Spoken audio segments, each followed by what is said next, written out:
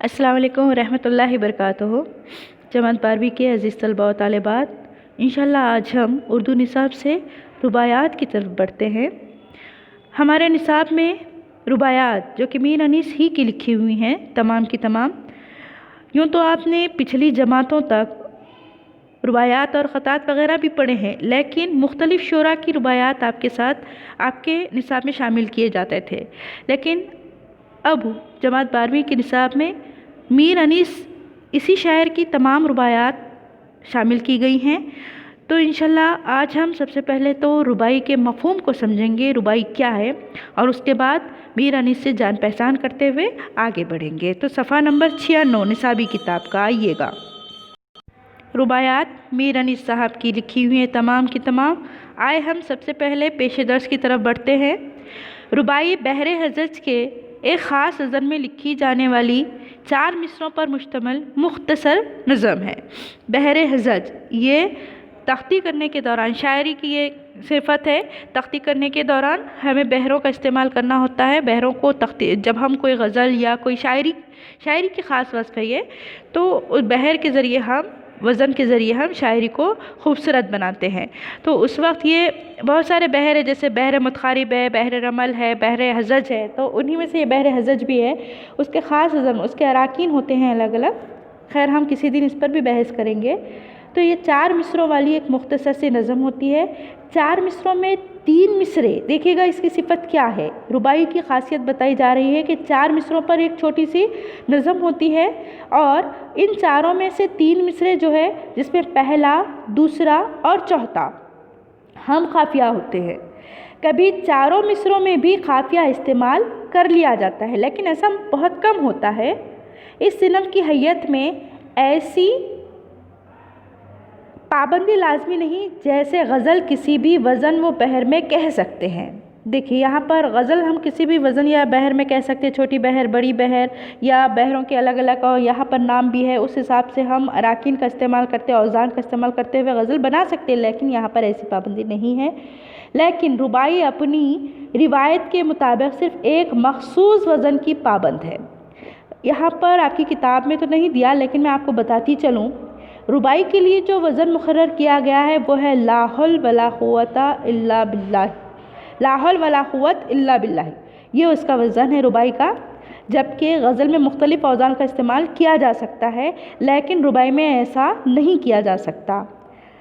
सैकड़ों बरस से ये पाबंदी की जा रही है। कुछ ईरानी शायरों और ख़ुद अल्लामा इक़बाल ने इस वज़न को बदल कर रुबाइयाँ कही हैं, जिन्हें तराना कहा जाता है, लेकिन तराने का चलन नहीं के बराबर है। देखिए यहाँ पर वज़न को बदल कर कुछ अलग अंदाज में, अलग तर्ज पर लिखने की कोशिश की गई है, लेकिन रुबाई की जो असल खूबसूरती है वो बदल कर रह गई। इसलिए रुबाई के लिए वो वज़न नहीं इस्तेमाल किया जा सका। हाँ, उस वज़न पर लिखे हुए जो नज़में थे उसे हम तराने का नाम दे सकते हैं, जिसके लिए ख़ास अल्लामा इक़बाल ने भी कोशिश की है, लेकिन तराने का ज़्यादा चलन नहीं रहा या नहीं के बराबर रहा। आइए अब हम मीर साहब से, यानी मीर अनीस साहब से मुलाकात करते हैं। मीर अनीस का नाम मीर बब्बर अली था। वो 1802 या 1803 में फैज़ाबाद में पैदा हुए। इनकी तारीख़ विलादत में थोड़ा सा तज़ाद पाया जाता है। वो 1802 या 3 में पैदा हुए फैज़ाबाद में। वो मीर हसन के पोते थे। मीर अनीस के वालिद मीर मुस्तहसिन खलीक भी एक बाकमाल शायर थे। खलीक के नाम से ही वो शायरी की दुनिया में मशहूर है, जबकि उनका नाम था मीर मुस्तहसन। मीर अनीस ने शायरी की इब्तिदा गज़ल गोई से की, लेकिन जल्द ही मरसिया गोई की तरफ माइल हो गए। यानी हालांकि इब्तिदा शायरी की गज़ल गोई से की थी, लेकिन मरसिया की तरफ उनकी रग़बत ज़्यादा थी। इसीलिए शायरी के मैदान में जब अगर हम मरसिया गोई वाले के शोरा का नाम ढूंढते हैं तो सबसे पहले हमें चंद एक शोरा में से मीर अनीस का नाम नज़र आता है। उनके मरसिए फसाहत व बलागत, यानी कि बहुत ज़्यादा वसी पाए जाते, फसाहत व बलागत के साथ उनके मरसिए पाए जाते हैं। मीर अनीस को मंज़र निगारी, किरदार निगारी और रज़्म निगारी में कमाल हासिल था। देखिएगा, जब हम मीर अनीस के جب ہم میر انیس کے مرثیے دیکھتے ہیں تو اس میں ہمیں کافی منظر نگاری نظر آتی ہے، یعنی جو کچھ بھی وہ لکھتے ہیں تو اس انداز میں لکھتے ہیں گویا تمام مناظر ہمارے آنکھوں کے سامنے نظر آنے لگتے ہیں۔ اور اسی طرح سے ان کے مرثیے کے جو بھی کردار ہے حقیقت پر مبنی نظر آتے ہیں، ان کے کرداروں سے اس طرح کی اداکاری کروائی جاتی ہے، کردار کے ایسے کردار نبھائے جاتے ہیں کہ ایسا لگتا ہے گویا وہ ہمارے سامنے حقیقت میں پیش کیے جا رہے ہیں۔ اس کے علاوہ ان کے مرثیوں میں رزم نگاری یعنی جنگی مناظر بھی دکھائی پڑتے ہیں۔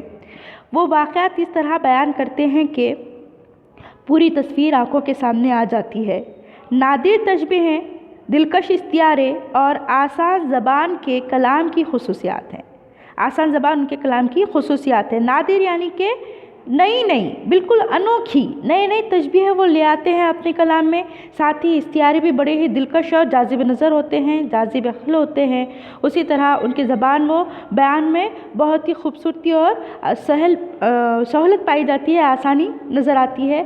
انیس کا انتقال 1884 میں لکھنؤ میں ہوا تھا۔ 1874 میں 1874 میں لکھنؤ میں انیس اس دنیا سے رخصت ہو گئے۔ مرثیہ نگار کے ساتھ انیس نے ربائی گو کی حیثیت سے بھی اپنا مقام بنایا ہے۔ ان کی ربائیوں میں عام طور سے عشق حقیقی، اللہ کی وحدانیت، دنیا کے بے ثباتی، فکر آخرت اور اخلاقی قدروں کے مضامین بیان کیے گئے ہیں۔ ان کی ربائیوں کی یہ خصوصیات ہے۔ ہم انشاءاللہ ایک کے بعد ایک مختلف ان کی ربائیاں دیکھیں گے، اس کی وضاحت کو سمجھیں گے۔ ابھی صرف میں ایک ہی ربائی آپ کے سامنے پڑھ کر سناتی ہوں، آپ لوگ اپنے طور پر اس کے مفہوم کو سمجھنے کی کوشش کیجیے، پھر انشاءاللہ اگلے لیکچر میں ہم اس کو وضاحت کے ساتھ سمجھیں گے۔ دیکھیے یہاں پر، کیا سوچ کے اس دار فنا میں آئے، کیا سوچ کے اس دار فنا میں آئے، آفت میں پھنسے دام بلا میں آئے، اس طرح عدم سے آئے دنیا میں انیس، اس طرح عدم سے آئے دنیا میں انیس، جیسے کوئی کارواں سرا میں آئے۔ یہ ان کی ایک پہلی ربائی ہمارے نصاب میں ہے۔ اور میں ایک بات بتاتی چلوں کہ ہمارے نصاب کے جتنے بھی رباعیات ہیں ان میں سے چوتھے نمبر کی اور 5ویں نمبر کی ربائی ہم کو نہیں پڑھنا ہے اس سال کے لیے، کیونکہ یہ حذف کر دی گئی ہے۔ تو پہلی ربائی کے لیے آپ لوگ اپنے طور پر تشریح کرنے کی کوشش کیجیے، اس کے مفہوم کو سمجھنے کی کوشش کیجیے اور تسلسل کے ساتھ الفاظ کے معنوں کو ایک جگہ لا کر خود سمجھنے کی کوشش کیجیے۔ انشاءاللہ اگلے لیکچر میں ہم اسے مفصل انداز میں سمجھیں گے۔ تب تک کے لیے اللہ حافظ۔